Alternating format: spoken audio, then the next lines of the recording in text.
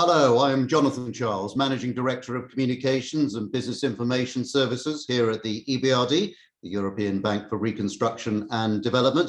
I'm absolutely delighted to welcome you to this special online event, which celebrates the EBRD Literature Prize and will be announcing the winner for 2022.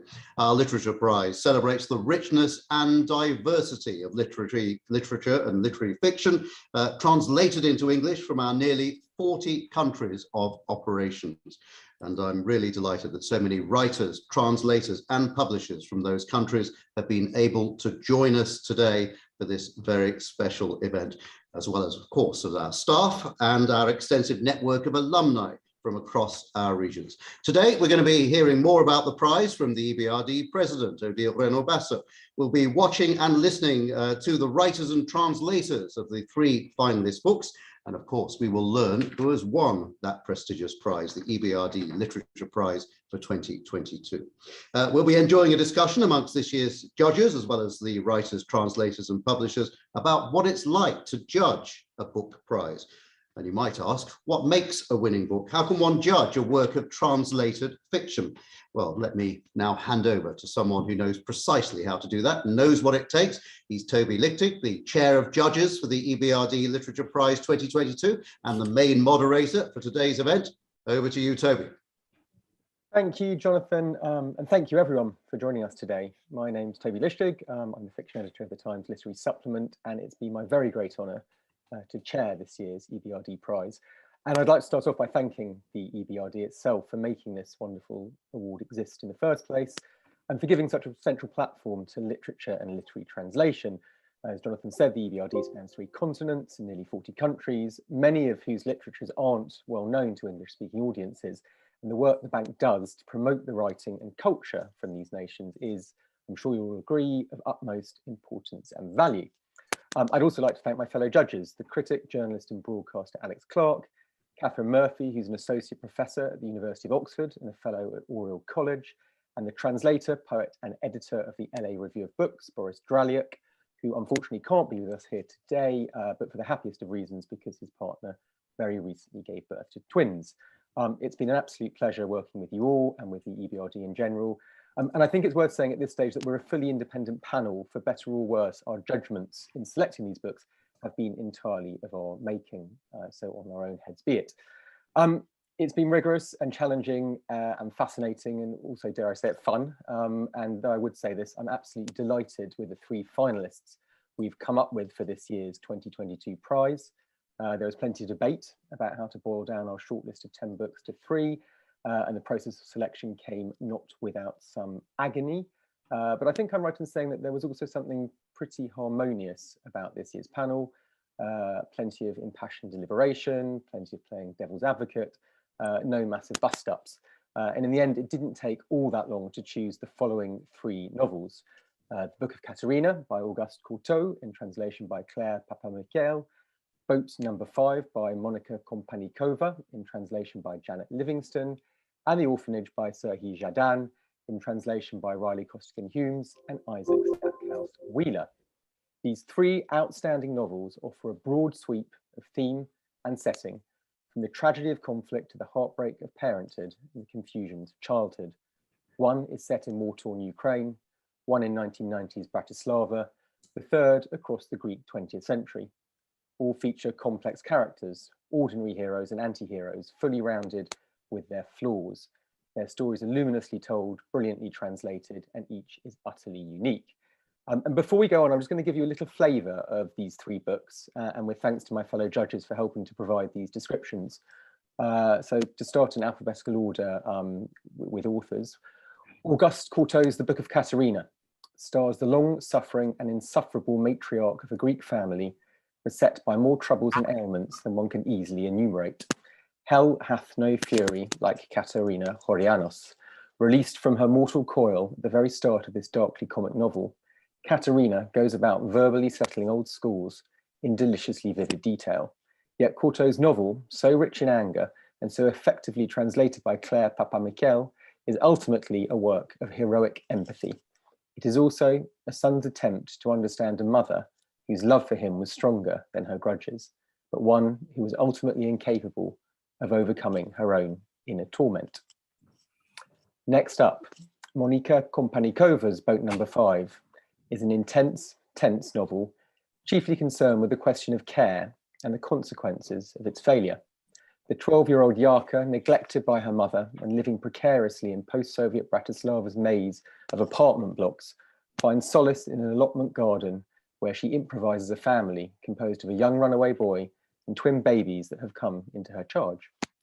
The story's dreamy reticence builds to a pitch of unbearable jeopardy as we confront the innocence of children doing harm in a hapless attempt to enact the nurture they've been denied.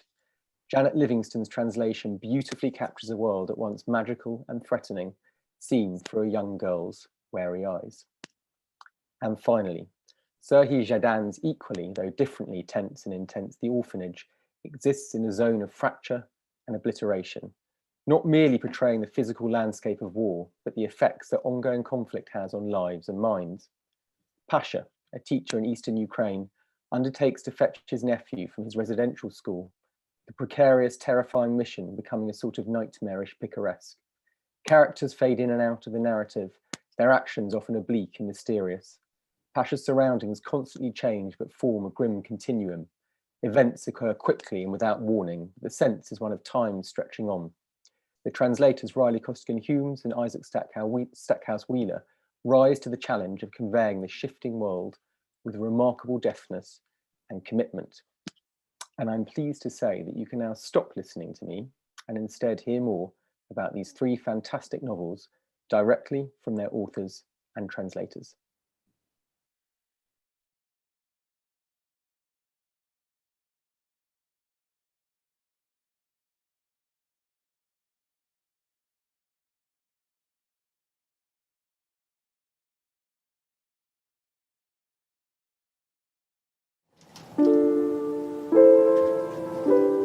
Years after my mother's suicide, feeling angry, abandoned, trying and failing to forgive her, I decided to tell her story in order to find some answers or at least some peace.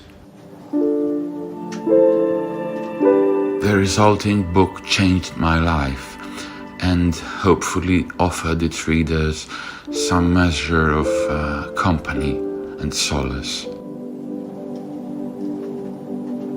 The challenge to be the voice of Katerina and be heard in other countries was too great.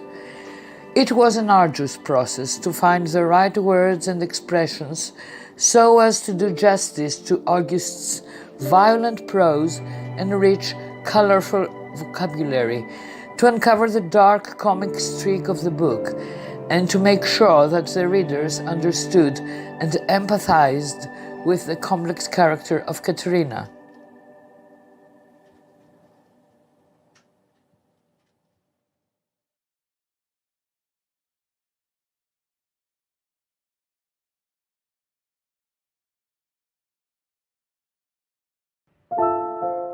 I started to write this book when my son was born. I was a young mother and I was thinking about the questions of care and the consequences of its failure. I'm thinking about the childhood from various perspectives. They are not always happy, they have their own demons and fears, and sometimes they are not only passive observers, but they try to find the way out from the problems. And sometimes it can end tragically. Translating Boat Number 5 was really a profound experience for me. It felt like the manuscript just inhabited me for months, accompanying me through each day, echoing in my ears and in the urban landscapes of Bratislava where I lived. As a translator, I can say that this is not always the case with every book one produces, but Monika's work is so visually evocative, so mournful and full of love, all at the same time, that it was just really compelling.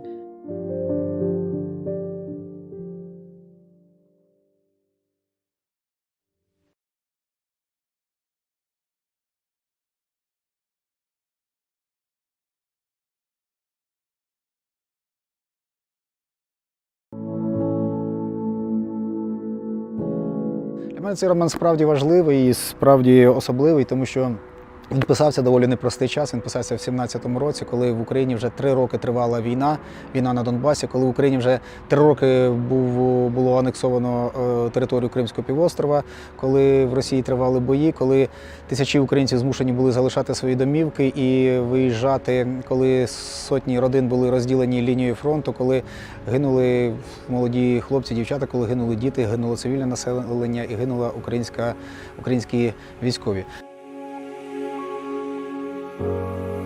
Находить, очевидно, це вже якісь незворотні процеси. Я думаю, що великою мірою це сьогодні з багатьма з нас відбувається, коли ми знаходимо себе. Ми знаходимо, відшуковуємо, активізуємо свою ідентичність, відшуковуємо, власне, своє коріння, відшуковуємо свою точку на цій землі, в цій ситуації.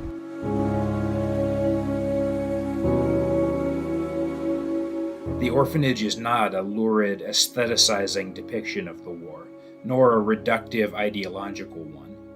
It is a human one, and that is why it manages to be simultaneously unflinching and humane. Preserving that quality was the primary goal of our translation, because we saw it as the primary achievement of the original text.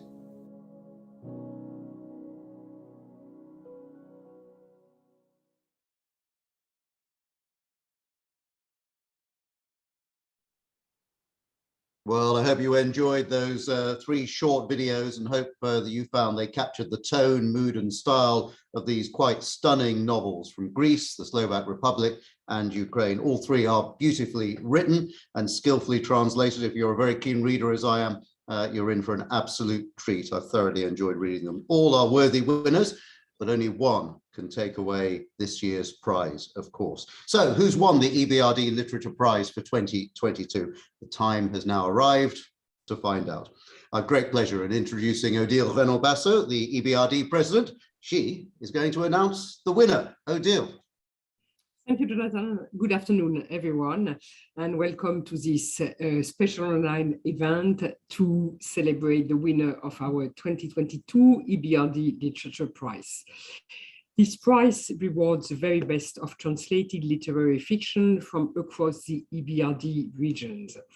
And before announcing the winner, which I know you're all waiting for, let just me say a few words about why this prize. Because indeed, this is a relevant question for financial institution, a bank, an IFI. Why do we fund a prize for literature in translation? I think the answer is quite simple. It's because the EBRD does not only invest in changing lives in nearly 40 countries across 3 continents, but is also engaged in the cultures and cultural traditions of these countries. And we are more, in a way, I'd like to describe us more than a bank and more than an investor.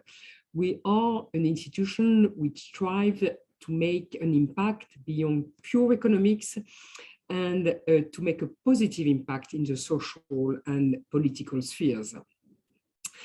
And who is giving a voice to societal and political changes that are shaping our world if not the writers? They provide the insight, depth, and meaning to their country's history. It's the writers who articulate how change affects human experience. So through our prize, we recognize the role that writers play in a society, how they reflect the hopes, aspirations, and challenges that face people over time. And importantly, another dimension is the prize does not only recognize writers, but also translators in their role in bringing the writers' voices to wider audiences across and beyond national frontiers, connecting our countries of operation within the wider world. And this is why, and this is, I think, a specificity of our prize, the 20,000 prize money is shared equally between writer and translator. So today, this is the 5th year of our literature prize. And we have 3 finalist titles coming from Greece, the Slovak Republic, and Ukraine. And these outstanding novels take us on journeys from 20th century Greece to post-Soviet Bratislava and to contemporary war-torn Ukraine. While all of the world's attention on many of our EBRD's countries of operation for the most devastating of reasons, the EBRD Literature Prize reminds us of the power of literature to convey urgent experience, bridge cultural divides, and unite us in our shared humanity. At this point of time, I would like to take the opportunity here to thank, first of all, the EBRD's shareholding countries for funding the bank's community initiative, which has sponsored the Literature Prize from its beginning. And second, but of course, most importantly, our wonderful panel of judges for this year's prize. And they are Toby Lichtig, which heard already, Alex Clark, Boris Dreiluk, and Catherine Murphy. I want to stress that they have undertaken their work entirely independently from the bank, and we carefully respect their decision-making processes on literary criteria alone. So, this being said, now is the time for the big announcement. And ladies and gentlemen, I'm delighted to announce that the winner of this year's EBRD Literature Prize is The Orphanage, written by Derich Zadan, translated by Hayley Costigan-Humes and Isaac Stackhouse-Wheeler, and I apologize for the pronunciation of the name, it's not so easy, and published by Yale University Press. So many congratulations to Sherib, Isaac, and Hayley for this wonderful achievement. I would also like to extend my thanks and deep appreciation to the other finalists and to the many writers and translators, as well as publishers from across our regions who entered this year's Literature Prize. It's thanks to you and all of you that we continue to learn so much about the rich diversity of cultures and storytelling traditions from across the EBRD regions. So thank you all. And I wish you all and everyone a happy reading. And I'm looking forward myself to read the books. Thank you very much. Well, thank you so much, Odile. And let me just echo your congratulations to Serhii Jadan and his translators, Riley Costigan-Humes and Isaac Stackhouse-Wheeler. Serhii cannot be with us here today for reasons that should be obvious, but he has provided the following video, recently recorded from the Ukrainian city of Kharkiv.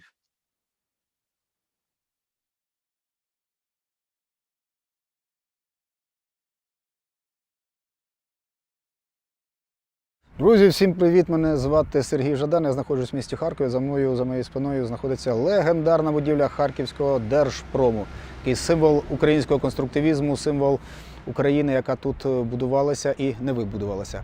Зараз ми знову відстоюємо своє право на існування, відстоюємо свою свободу, відстоюємо свою незалежність. Ми знаходимося за 40 кілометрів від кордону з Росією. Там проходить лінія фронту, там українці і українки борються за свою свободу, борються за своє майбутнє. А я хотів вам сказати таку річ. Користуючись цією нагодою, я хочу насправді подякувати людям, які відзначили мій роман «Інтернат». В інший час я би, звичайно, потішив своє самолюбство і своє его, і тішився б з цього суто естетично, суто літературно. Але зараз зрозуміло, що ми всі, хто живе в Україні, приймаємо будь-який знак уваги і з боку світу як знак підтримки нашої країни, наших зусиль. Нам дуже важлива сьогодні увага світу, нам дуже важлива ваша підтримка, нам дуже важливі вияви вашої солідарності. Тому зрозуміло, що ця відзнака – це відзнака, в принципі, всім українцям і українкам, які сьогодні на передовій чи в тилу борються з окупантом, борються з російською агресією. Власне, я сам з Донбасу, я з Луганської області, тому те, що описано в цій книзі, в цьому романі, відбувається на території, де я народився, де я виростав, на території, яку я дуже люблю, на яку я сьогодні не можу приїхати. поїхати, тому що це окупована територія, там сьогодні знаходяться російські окупанти, російські загарбники. Я, на жаль, не можу повернутися, подивитися на свою школу, в якій я навчався, а так само, як не можу подивитися на ті десятки шкіл, які ми з друзями, волонтерами підтримували протягом останніх 8 років. Крім того, що ми працювали з освітянами, зі школами, ми підтримували бібліотеки, ми підтримували сферу культури, сферу освіти. Власне, цей роман, попри те, що він написаний в часи війни, і він нібито про війну, насправді він не про військових. Тут немає картин боїв, тут немає наступальних атак, тут немає маневрових відступів, тут є цивільні люди. Звичайні люди, які потрапили між двох фронтів, які потрапили, власне, це пекло, м'ясорубку війни, які намагаються вижити і намагаються залишитись собою. Комусь із них це вдається, комусь це не вдається, тому що війна – це ситуація максимальної ненормальності, і людина дуже легко там може себе втратити. Я вам зачитаю трішки із цієї книги. «Поїдь, забери його», – кричить старий. Її син, відгукується Паша у відповідь. «Хай сама забирає. Він твій племінник», – нагадує старий. «І що? Він мій онук». І все це не вимикаючи телевізора. Телевізор він не вимикає навіть уночі. Він у них наче вічний вогонь. Горить не так для втіхи живих, як у пам'ять про померлих. Старий дивиться прогноз погоди, ніби там мають згадати його ім'я. Коли прогноз закінчується, якийсь час сидить, мов би не вірить почутому. Паша телевізор не дивиться, особливо останній рік, коли новини просто лякають. Сидить у своїй кімнаті, за столом, заваленим підручниками. Не витримує. Підіймається з канапи, виходить на двір. Старий обертається на звук, канапа гостро прострілює пружинами, як сухе гілля в скаутському багатті. Меблі в домі старі, але живучі. Теперішніх господарів, напевне, переживуть. Сестра пропонувала бодай перетягнути крісло, але Паша відмахався. Як перетягнути, говорив. Це, говорю, як підтяжки в 70 років робити. Можна, звісно, але краще взяти знеболювальне. Сестра останнім часом майже не з'являлась, то й про перетягування ніхто більше не говорив. Паша любив цей будинок. Жив тут ціле своє життя, збирався жити далі. Його побудували німецькі полонені. Відразу після війни. Була це доволі простора будівля на 2 родини. Друга вулиця від залізничної станції – густо заселений приватний сектор, в якому жили переважно станційні робітники. Все їхнє селище й будувалося довкола станції. Вона давала роботу, вона ж давала і надію, подібна на чорне від паровозного диму серце, що прокачує кров довколишніх балок і лісосмуг. Друзяки, спасибі вам велике, дякую всім за підтримку, дякую всім за підтримку України. Ми обов'язково переможемо, ми обов'язково будемо далі займатися літературою, писати свої книги, займатися перекладами і зустрічатися на нормальних літературних вечорах і на врученнях літературних премій. Слава Україні!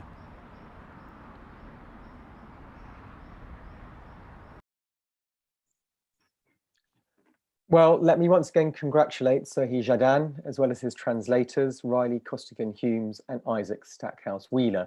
The Orphanage is a truly outstanding novel, and I hope you'll all agree that it's a worthy winner of the 2022 EBRD Prize. I'd also like to congratulate once again the other finalists, Auguste Courteau and his translator Claire Papamichael, and Monica Kompanikova and her translator Janet Livingston. You have all produced magnificent books, magnificently brought into English, and I'd really recommend them, all 3 of them, to everybody who is here today. And now I'm delighted to welcome my fellow judges, Alex Clark and Catherine Murphy, for a brief discussion about judging this year's prize. And I'm pleased to say we're also able to welcome Serhii Jadan's 2 translators, as well as his publisher at Yale University Press, Abby Stork, to whom many congratulations too. Alex, let me start with you. I'm going to put you on the spot. What did you most enjoy about judging this year's prize? Well, first of all, I'm going to say it's so strange to actually see these translators whose work we've read sort of repeatedly. You know, by the time we got down to the end of the process, we'd read the books repeatedly, and well, I hadn't even visualized you, I must be honest, but there you are. So very many congratulations to you. But I guess, Toby, you know, my work life generally leads me to reading British and American fiction in the main.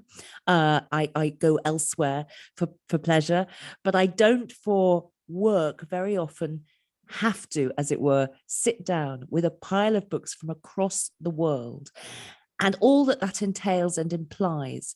And what do you think it really was? What was so enjoyable was having these glimpses into other writing cultures and traditions, and also learning so much, perhaps particularly from our colleague Boris, about the art of translation, about the questions I had about translation that he was so brilliant at answering. And also, Catherine, you know, you're such a specialist in various world literatures. I just found it absolutely sort of mind expanding.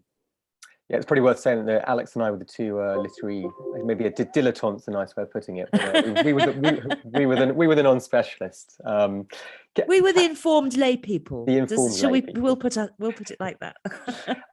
Catherine, what about you? What did you get out of this experience? A fantastic amount. I was tremendously grateful for the opportunity to read so many different novels, which were so tremendously vital and various, and felt like invitations into so many different worlds. I mean, we read fictions from all over the territories of the EBRD, and almost all of them in some sense reckoned with the history or the culture of the particular place in which they were written, but they were also extraordinarily vivid realizations of the local particularities of the cultures from which they were written. And so it felt like, as I say, an invitation into different territories, different worlds with every book we read.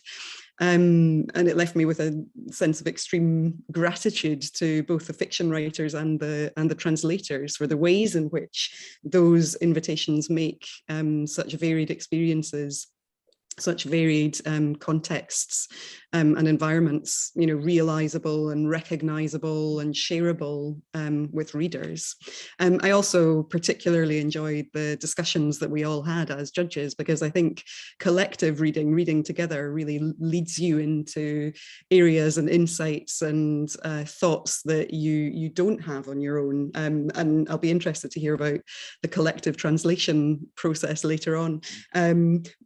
And it certainly isn't the case that you two were the amateurs, because I think reading a lot makes one an expert in the art of reading. And so I learned tremendously from all of my fellow judges. It was really a wonderful experience. It's a different experience, isn't it, reading for a prize, because you are reading just as a lay reader, regardless of your speciality, but you're also rereading and thinking about novels that are going to stand the test of time. And it's, yeah, as you say, that collaboration was something that I found enormously satisfying. I think it's worth, sorry to Toby, I mean, it's worth mentioning, of course, that, you know, with the orphanage, actually we had a really interesting conversation, didn't we, all about the title of the book and how and I'd love to know from the translators how they arrived at that particular word. But of course it was worth noting, it was impossible for us to be reading it and not be making parallels with the current situation. We were also really, really clear that we were trying to read in a vacuum as well. But it was, I mean, that was an incredibly moving and intense part of the process, wasn't it? Yeah, it was. I'd like to come to, you know, we're going to have an in-depth discussion on the orphanage in a second, but before we do, I would just like to quickly nod to the other two novels, because in a sense, all three of these books were winners, even if there was only one overall winner. So if we just have a sort of quick chat about the other two, start with the Boat Number 5 by Monika Kompanikova. Alex, what sort of novel is it? Well, it's a novel told, you know, from a child's point of view, but it's a novel of sort of extraordinary jeopardy. I think we kept coming back to that word when we were talking about it, and it's a novel that has a kind of clear sort of grounding in realism. It's describing some, you know, really quite intense urban environments, dereliction in urban environments, and then also has a kind of fairy tale quality, sort of some, you know, emblematized by a kind of overgrown and secret allotment to which our protagonist takes two children whom she's stolen, two babies whom she's stolen. Like we can't put it more differently than that, can we? But I loved that idea that there was a kind of folkloric sort of feel to it, as well as something where you think you are actually in a specific place, the particularity that Catherine was talking about. Yeah, it really gives you that sense of that time and place, doesn't it? And then you've got the Book of Katerina, which is very sort of differently disturbing, I'd say, and again a very distinct sense of time and place, but with much more of a sort of a broad sweep through Greece's 20th century, you know, via the eyes and the mental health difficulties of one particular woman. Catherine, would you just like to tell us a little bit about the Book of Katerina? Yeah, when I think about the experience of reading the book of Katerina, the thing that I remember most vividly is the voice. It's told in the voice of the titular character, Katerina, who dies or has died just before the novel begins. So it's this very vivid, posthumous voice of this character. Her dead body is discovered in the first few sentences by her son. And it's her kind of confessions and score settling and self-justifications and the storytelling of her family saga over the whole sweep of Greece's 20th century. And as the video showed, I mean, it has all the possibility for kind of textures of tragedy. You know, there's vengeance, there's suicide, there's death, there are discovery of well-buried and, you know, appropriately buried secrets. But my memory of it is of an extreme warmth and sympathy as well in that voice. And as Auguste Courteau's testament in the video showed, you know, it's a tremendous act of imaginative sympathy and empathy, you know, a kind of a generous reimagining of a mother through anger and disappointment and frustration, but reaching ultimately a kind of vividness and vitality, a kind of posthumous vitality. It's a really extraordinary book. And it's, I suppose, you know, those two novels have got very flawed characters at their centre. I mean, the Compagnie Cove for their children. So, you know, whether it's fair or unfair to call them flawed is a different debate to have. But moving on to the orphanage, that also has a flawed central character, Pasha. And I think it's worth our emphasising. Odile also sort of mentioned this, but our decision to choose this book, The Orphanage by Serhii Jadin, as a winner was based entirely on literary criteria. It was not in any way a political decision. And in fact, for the record, I'd actually read the book in the judging process and earmarked it as a possible winner well before the recent escalation of the war in Ukraine earlier this year. Obviously, our reading of it was not unaffected by the events going on, and we discussed that, and we discussed the difficulties about that, but we did also read it and judge it in a literary vacuum as much as that is possible. Why? Remind me, as if I've forgotten, why did we choose it? Well, which one of us first, Toby? Oh, go on, Alex, you go first. Okay, I will. Well, it's, you know, as you were making that point about you know, us being aware of what it was depicting, the similarity of what it was depicting. There's another thing about that novel, which I think made it so powerful to us, is that it also has an unreality to it. It has a kind of irrealism. It is a sort of apocalyptic novel. It is, again, a sort of slightly fairy tale-ish, I mean, a reverse fairy tale, but we are in a completely fractured and altered reality. It's one that we know we are in a war zone, but there was something for me that could have been set in any place at any time.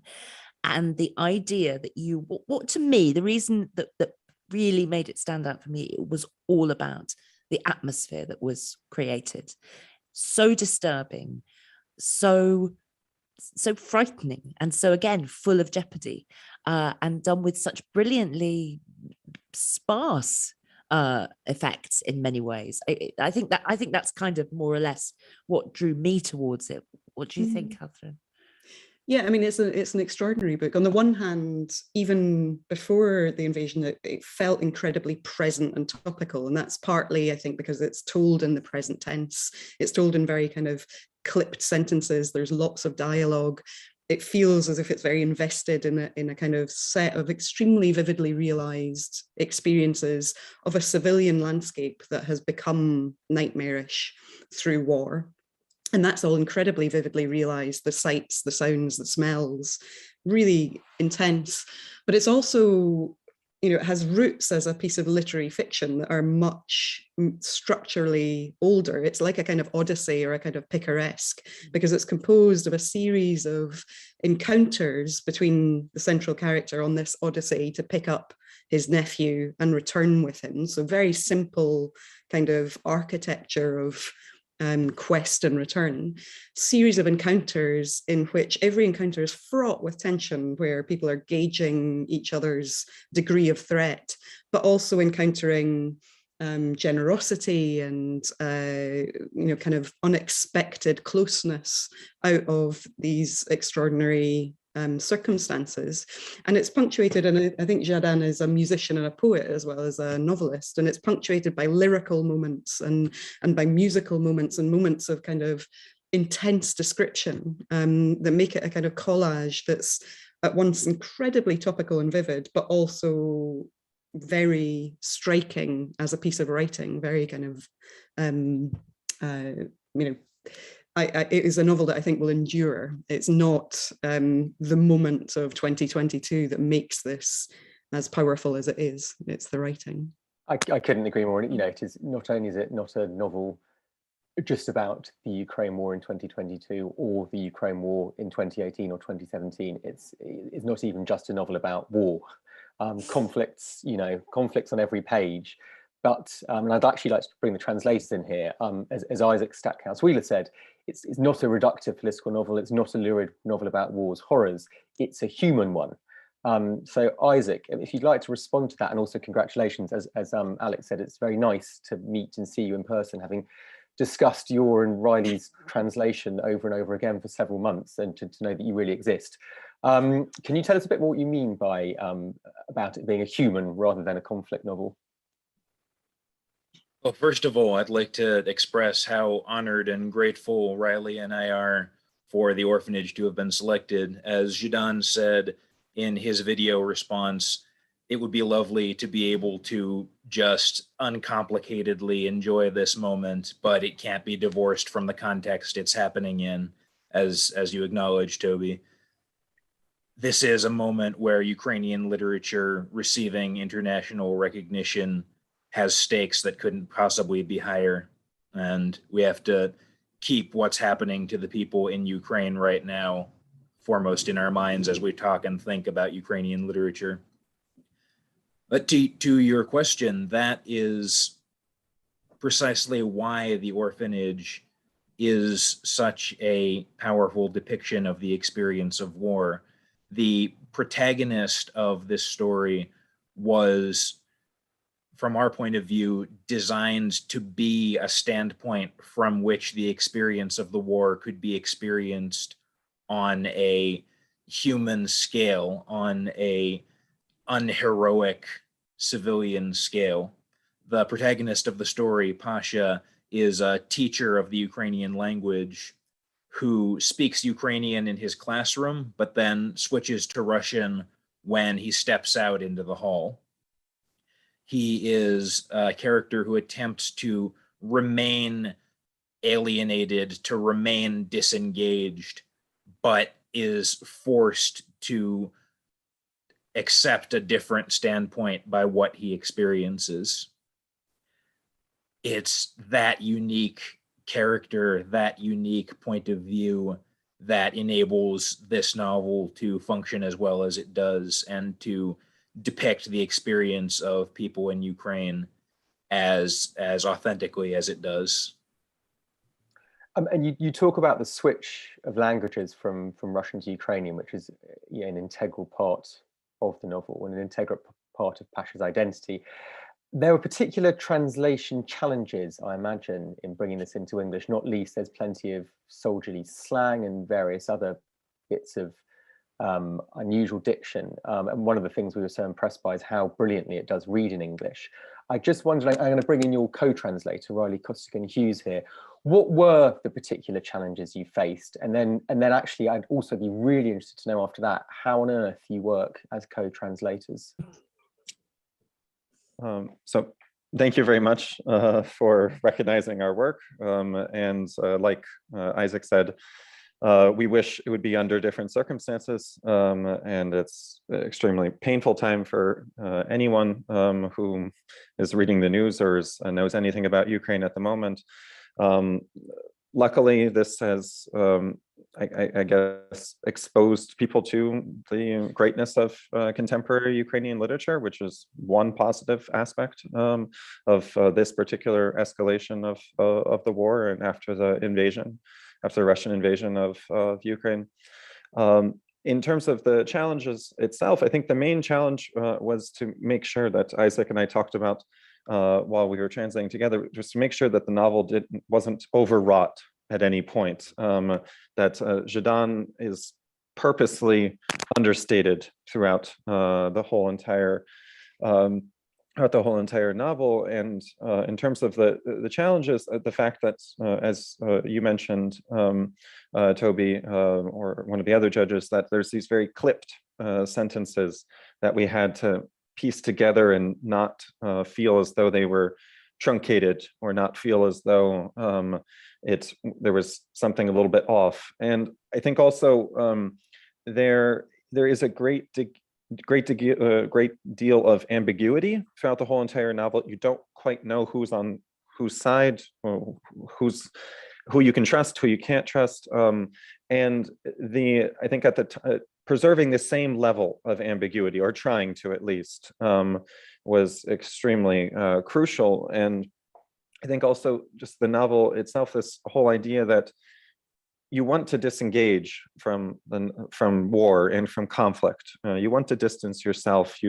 It's much easier to just ignore the news, or not even acknowledge the fact that the front line around you is changing, is moving, like Pasha. But at a certain point, you do have to come to terms with this war that is happening either in your own backyard, or in a neighboring country.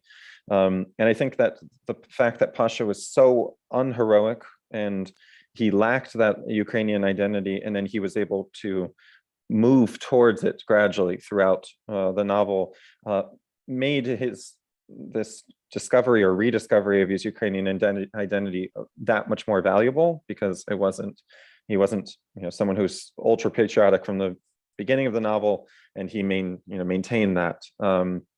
And in terms of the challenges, in terms of co-translating, I'll let Isaac talk a little bit about our process as co-translators. Mm-hmm. Say that Riley's point about ambiguity is where the fact that this was a co-translated novel was most salient when it comes to The Orphanage. One of the challenges that literary translators always have to contend with is that the reader's willingness to tolerate ambiguity, the reader's patience, if you will, is a finite resource that has to be husbanded and spent in a thrifty way so that you can allow the reader to have the experience of the original. That was doubly important in this case. It was really gratifying to hear the judges explicitly discussing the unreal, ambiguous quality of the novel. It was very important to us that our translation produced that same effect in English. The ability to husband that resource of the reader's tolerance for ambiguity is something that, for us, emerges out of our co-translation process. The way Riley and I always work is there is one translator whose task is to encounter the original and produce a first draft, and another translator whose task is to encounter that first draft in English and approach it with maximum skepticism as an English language reader. So in this case, Riley was encountering the original and I was encountering the English first draft. On my first reading, I would read the English text side by side with Žadan's text. And then on my second reading, I would encounter the English text without any accompaniment, without any of that cognitive scaffolding that comes from having the text in another language foremost in your mind as you read the English. Schleiermacher wrote that there are two types of translators. There are those who leave the reader in peace and move the writer towards him. And there are those who leave the writer in peace and move the reader towards him. As co-translators, we try to enact both of those movements simultaneously because each of us takes responsibility for one of them. Always without friction, or were there any disagreements? with a great deal of good-natured ribbing. It wouldn't be as much fun as it is if we didn't make fun of each other the whole time. I'm very glad to hear that. We don't have much time left, but I'd just like to quickly welcome the Orphanage's English language publisher, Abby Stork. Abby, congratulations. And could you just quickly tell us, how did you come to acquire the book? Yes, sure. First and foremost, like Riley and Isaac, thank you so much for championing literature from often under-recognized regions. This could not be more important. So I just want to thank the European Bank for Reconstruction and Development for this. We actually encountered Serhii Zhadan, I think around 2014 or so. We encountered some of his previous English language work, and we were just so struck by the depths of it, its immediacy, its immersiveness. We just recognized him as a true literary master. And so this is actually our third book published by him in our series of world literature and translation, which is our series. We publish about 5 to 8 books a year from all around the world, translated into English. And so we had previously published a collection of short stories and poems called Mesopotamia. His collection, a collection of poetry from 2001 to 2015, titled What We Live For, What We Die For. And this is the first full-length novel that we published by him. And we were so excited to publish it. We recognized its huge importance. We actually acquired it in 2018, before any of this had escalated to the point that it had, in an attempt to shed light on something that we believed that the world wasn't looking at. This conflict in the Donbass region was severe and was impacting the lives of countless people, and was somehow being ignored, we felt, by international media. And one thing I think about this particular book, one of its strengths, like Zhadan said, is that it's not necessarily a novel about war. It's a novel about the inherent value of a single human life, and the lengths that we will go to preserve one. And it explores the generational ties in the post-Soviet world. It explores the bonds between family members. It explores just the way that time shifts and time's quality is different minute to minute in these zones of war. But it's not a novel about war. It's a novel about the human person, as Isaac said. And I think that to us was an important thing to platform. Thanks so much, Abby, and thank you for bringing it to the English-speaking world. It's a tremendous service. That's all I've got time for now. So I just wanted to thank one more time my fellow judges, Alex Clark, Catherine Murphy, and Boris Dralyuk. And I'm going to pass over now to Jonathan for some concluding remarks. Toby, thank you very much indeed. And that is almost it for our special online event to celebrate the winner of the EBRD Literature Prize 2022. I'd like to thank you, Toby, very much as well for all the work that you've put into this, and your fellow judges. A fascinating discussion just now, really insightful. And I learned a lot, actually. I'd never thought about the challenges of code translating before, and I think that was quite an interesting bit of the discussion. But thank you very much to all of you, and congratulations, by the way, to all those involved.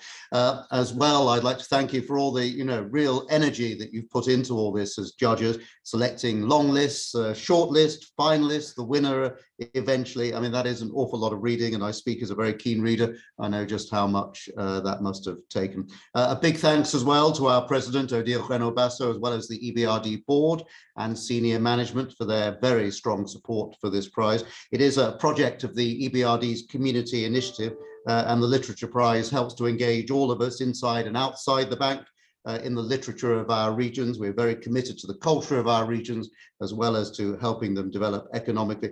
It is helping to bridge many divides, linguistic, geographic, historic and cultural. So really an amazing initiative. I love this initiative, having been involved with it since the very start.